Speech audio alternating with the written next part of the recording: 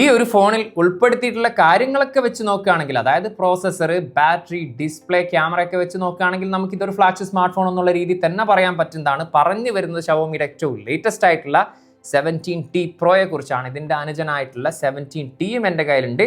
ഇതിനെക്കുറിച്ച് നമുക്ക് മറ്റൊരു വീഡിയോ ചെയ്യാവുന്നതാണ്. ഏകദേശം 10 ദിവസത്തോളമായിട്ട് ഞാൻ ഈ ഒരു സ്മാർട്ട് ഫോൺ യൂസ് ചെയ്യുന്നുണ്ട്.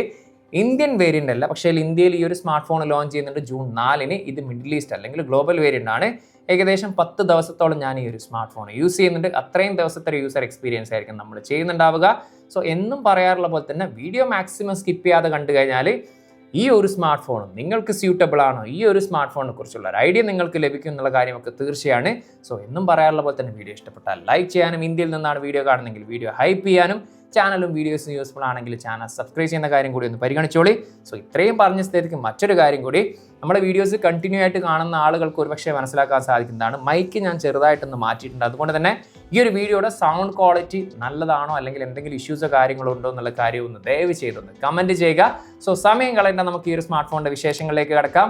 Welcome to mister unbox and travel. ഇതാണ് 17T Proയുടെ ബോക്സിനകത്തായിട്ട് ബ്ലാക്ക് കളർ TPU കേസ്, 100 വാട്ടിന്റെ charger, adapter, type A to type C charging cable. 3 കളേഴ്സിലാണ് ഗ്ലോബലി ഈ ഒരു സ്മാർട്ട് ഫോൺ അവൈലബിൾ ആകുന്നത്.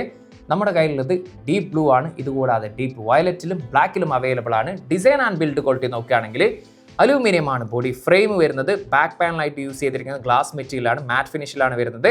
നല്ല സ്റ്റൈലിഷ് ആയിട്ടുള്ള ക്യാമറ മൊഡ്യൂൾ ഉൾപ്പെടുത്തിയിട്ടുണ്ട്. 8.25 mm ബോഡി തിക്നെസ്സിൽ 219 ഗ്രാം, അതായത് അത്യാവശ്യം വെയിറ്റ് ഉള്ള ഒരു സ്മാർട്ട് ഫോൺ എന്ന് തന്നെ ഫീൽ ചെയ്യുന്നുണ്ട്. റൈറ്റ് സൈഡിലാണ് പവർ ബട്ടണും വോളിയം റോക്കേഴ്സ് ഉൾപ്പെടുത്തിയിരിക്കുന്നത്. മുകൾ വശവും ലെഫ്റ്റ് സൈഡും കംപ്ലീറ്റ് ബ്ലാങ്ക് ആണ്. താഴ്വശത്താണ് സിം ട്രേ വരുന്നത്. 2 നാനോ സിം കാർഡാണ് യൂസ് ചെയ്യാൻ സാധിക്കുക. മെമ്മറി കാർഡ് ഓപ്ഷനില്ല. Internal mic, type C charging port, speaker കിളി, ഇത്രയും കാര്യങ്ങളാണ് നമുക്ക് ഒറ്റ നോട്ടത്തിൽ ഡിസൈനിൽ കാണാൻ സാധിക്കുന്നത്. 15T സീരീസിന്റെ ഏകദേശം ഒരു സിമിലർ ഡിസൈൻ എന്നുള്ള രീതിയിലാണ് ഫീൽ ചെയ്തത്. അതുകൂടാതെ IP68 റേറ്റഡോട് കൂടിയിട്ടുള്ള water and dust resistance smart phone കൂടിയാണിത്. ഈ ഒരു ഫോണിന്റെ display flagship level smart phone display ആണോ എന്ന് ചോദിച്ചു കഴിഞ്ഞാൽ 6.83 ഇഞ്ചിന്റെ 1.5K റെസൊല്യൂഷനിൽ 144 ഹെർട്സ് റിഫ്രഷ് റേറ്റിൽ വരുന്ന AMOLED ഡിസ്പ്ലേ ആണ്. ഫ്ലാറ്റ് ഡിസ്പ്ലേ ആണ്. കോർണിംഗ് ഗോറില്ല ഗ്ലാസിന്റെ 7i ആണ് പ്രൊട്ടക്ഷൻ ആയിട്ട് യൂസ് ചെയ്തിരിക്കുന്നത്. LTPO ഡിസ്പ്ലേ അല്ല. അതുപോലെ തന്നെ ultrasonic in display fingerprint സ്കാനറും അല്ല കൊടുത്തിരിക്കുന്നത്, ഒപ്റ്റിക്കൽ ഫിംഗർ പ്രിന്റ് സ്കാനറാണ് കൊടുത്തിരിക്കുന്നത്.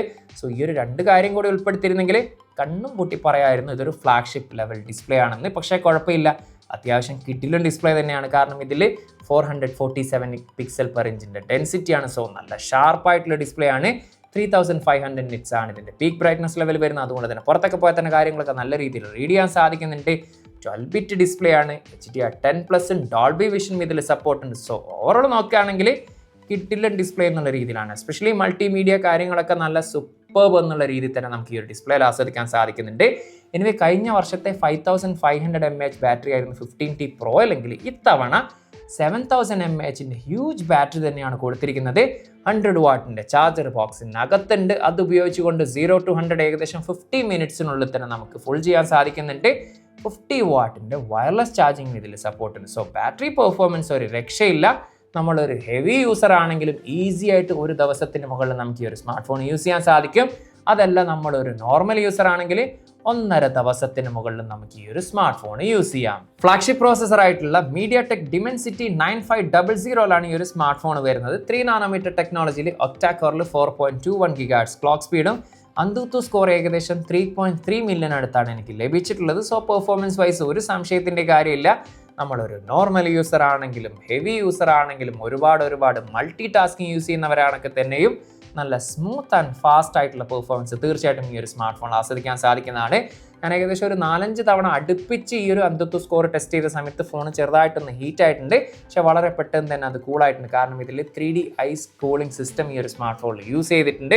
അതുപോലെ ഗെയിമിങ്ങിൻ്റെ കാര്യമാണെങ്കിൽ ഞാൻ ഇതിൽ കോൾ ഓഫ് ഡ്യൂട്ടി ആണ് കളിച്ചിരുന്നത്. 120 FPS സപ്പോർട്ടുണ്ട്. അതുപോലെ തന്നെ 144 ഹെർട്സ് സപ്പോർട്ടുള്ള ഗെയിമിങ്ങിൽ 144 ഹെർട്സ് എന്നുള്ള രീതിയിൽ തന്നെ നമുക്ക് ഇതിൽ ഗെയിം കളിക്കാൻ സാധിക്കുന്നതാണ്.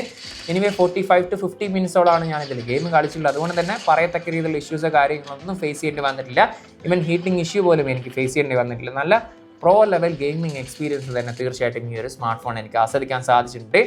3 മെമ്മറി വേരിയൻസിലാണ് ഗ്ലോബലി ഈ ഒരു സ്മാർട്ട് ഫോൺ അവൈലബിൾ ആകുന്നത്. 12GB റാമിൽ 256GB, 12GB റാമിൽ 512GB, 12GB റാമിൽ 1TB. ഇതിൽ 512GB 1TB ഖത്തറിൽ ഈ ഒരു സ്മാർട്ട് ഫോൺ അവൈലബിൾ ആകുന്നത്.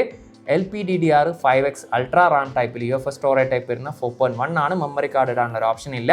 ഇനി കണക്ടിവിറ്റിയുടെ സൈഡിലേക്ക് വന്നു കഴിഞ്ഞാൽ 19ഓളം 5G ബാൻഡ് ഇതിൽ സപ്പോർട്ട് ഉണ്ട്. Wi-Fi 7 ആണ് വരുന്നത്, ബ്ലൂടൂത്തിൻ്റെ 6 ആണ് വരുന്നത്, NFC ഇതിൽ സപ്പോർട്ട് ഉണ്ട്, IR ബ്ലാസ്റ്റർ ഇതിൽ സപ്പോർട്ട് ഉണ്ട്.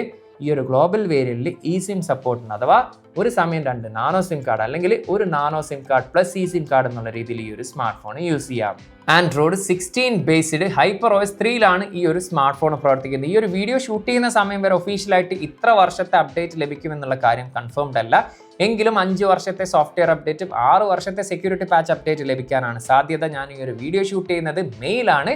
ഏപ്രിലെ സെക്യൂരിറ്റി പാച്ച് അപ്ഡേറ്റ് ആണ് ലേറ്റസ്റ്റ് ആയിട്ട് എനിക്ക് ലഭിച്ചിട്ടുള്ളത്. സോ ഒരുപാട് ബ്ലോട്ടേഴ്സും കാര്യങ്ങളൊന്നും നമുക്ക് കാണാൻ സാധിക്കില്ല. കുറച്ച് ആപ്പ് സജഷൻസേ ഉള്ളൂ. അത് വേണ്ടെങ്കിൽ അൺഇൻസ്റ്റാൾ ചെയ്ത് കഴിഞ്ഞാൽ നല്ല നീറ്റ് ആൻഡ് ക്ലീൻ ആയിട്ടുള്ള യൂസർ ഇന്റർഫേസ് ആയിട്ട് നമുക്ക് ഫീൽ ചെയ്യും. അതുപോലെ തന്നെ നല്ല ഫാസ്റ്റ് ആൻഡ് സ്മൂത്ത് ആയിട്ടുള്ള, ഇതുവരെ അങ്ങനെ കാര്യമായിട്ടുള്ള ബഗ്ഗോ കാര്യങ്ങളൊന്നുമില്ല. നല്ല രീതിയിൽ തന്നെ നമുക്ക് സോഫ്റ്റ്വെയർ എക്സ്പീരിയൻസ് ആസ്വദിക്കാൻ സാധിക്കുന്നുണ്ട്. ഇനി ഫീച്ചേഴ്സിൻ്റെ കാര്യം എടുത്തു കഴിഞ്ഞാൽ ഒരുപാട് ഫീച്ചേഴ്സും കാര്യങ്ങളും നമുക്കിതിൽ കാണാൻ സാധിക്കില്ല. ഗൂഗിൾ ജെമിനി അല്ലെങ്കിൽ സർക്കിൾ ടു സെർച്ച് അല്ലെങ്കിൽ ഇവരുടെ തന്നെ ഡൈനാമിക് വാൾപേപ്പേഴ്സ് ഉണ്ട്. അതുപോലെ തന്നെ sub titles, writing, translation, interpreter തുടങ്ങിയിട്ടുള്ള കുറച്ച് ഫീച്ചേഴ്സും കാര്യങ്ങളും നമുക്ക് ഈ ഒരു സ്മാർട്ട് ഫോണിൽ കാണാം. Dolby Atmos supported stereo speakers ആണ് വരുന്നത്.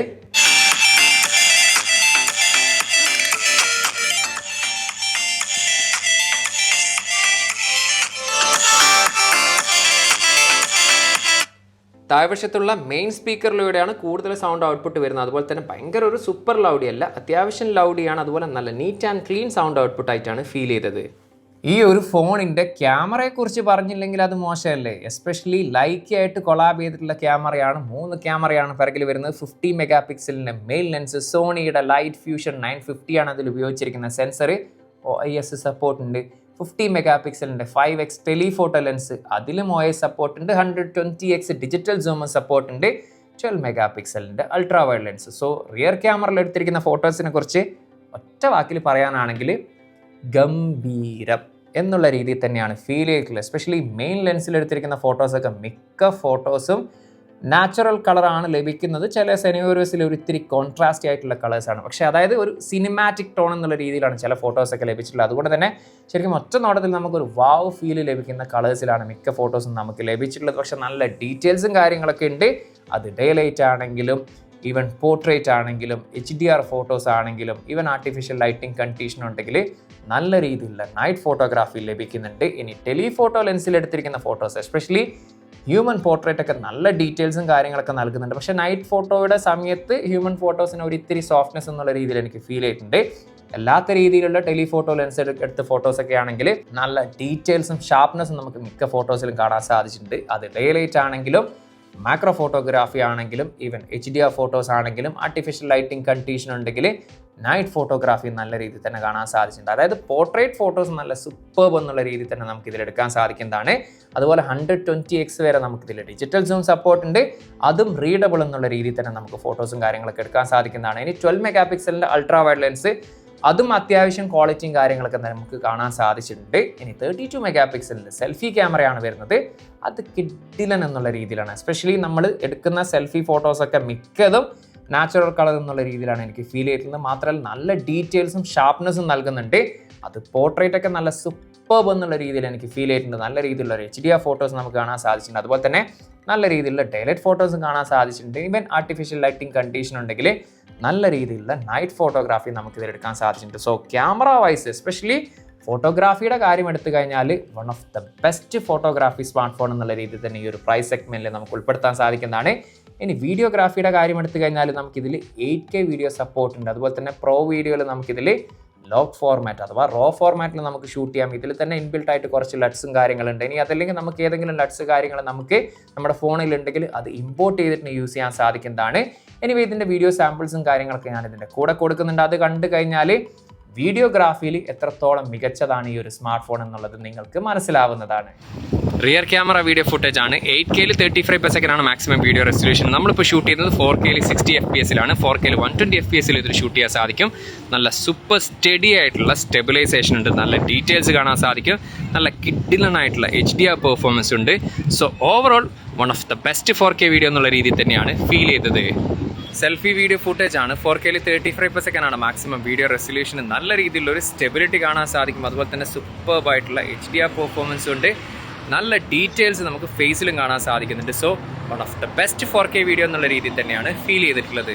ഈ ഒരു 17T Proയുടെ പ്രൈസ് ഇവിടെ ഖത്തറിൽ ഒഫീഷ്യലി വരുന്നത് 12GB + 512GBക്ക് 2999 ഖത്തറിയാലും 12GB + 1TBക്ക് 3299 ഖത്തറിയാലും. ഏകദേശം ഇന്ത്യയുടെ 75,000+ 82,500+ ആണ് ഖത്തറിൽ ഒഫീഷ്യലി പ്രൈസ് എന്ന് പറയുന്നത്.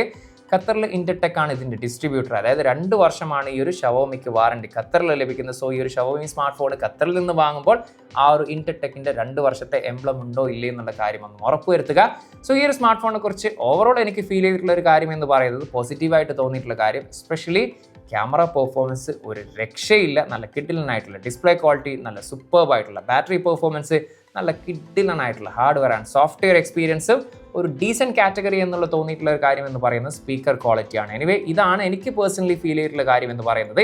ഇനി ഈ ഒരു സ്മാർട്ട് ഫോൺ യൂസ് ചെയ്യുന്നവർ ഈ ഒരു വീഡിയോ കാണുന്നുണ്ടെങ്കിൽ നിങ്ങളുടെ യൂസർ എക്സ്പീരിയൻസ് അത് പോസിറ്റീവ് ആണെങ്കിലും നെഗറ്റീവ് ആണെങ്കിലും തീർച്ചയായിട്ടും ഒന്ന് കമൻറ്റ് ചെയ്യുക. അത് മറ്റുള്ളവർക്ക് യൂസ്ഫുൾ ആവുന്നതാണ്.